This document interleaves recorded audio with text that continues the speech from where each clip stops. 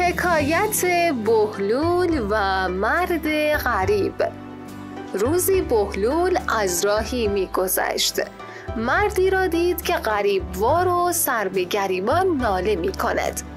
بهلول به نزد او رفت، سلام نمود و سپس گفت: آیا به تو ظلمی شده که چنین دلگیر و نالان هستی؟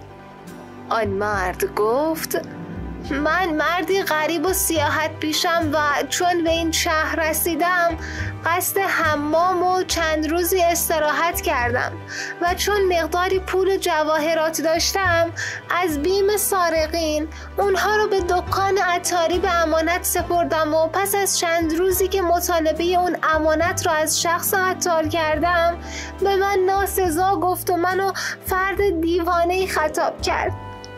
بهلول گفت: غم مخور، من امانت تو رو به آسونی از اون مرد عطار پس میگیرم.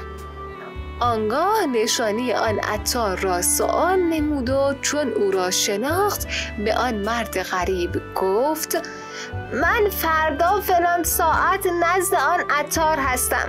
تو در همان ساعت که معین میکنم به دکان آن مرد بیا و با من ابدا حرف نزن، اما به عطار بگو امانت مرا بده.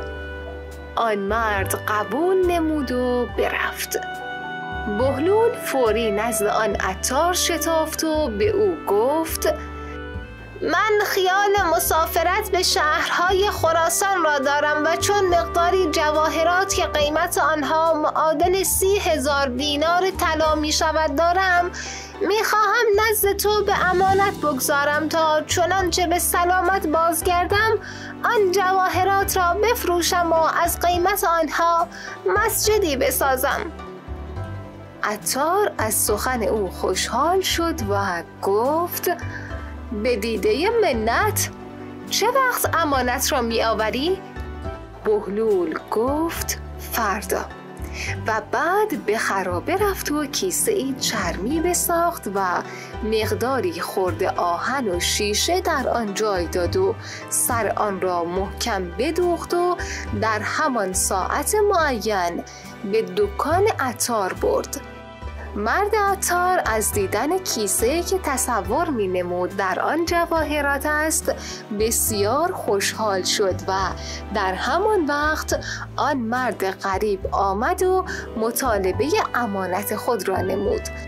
آن مرد عطار فوراً شاگرد خود را صدا زد و گفت: کیسه امانت این شخص در انبار است، فوری بیاور و به این مرد بده.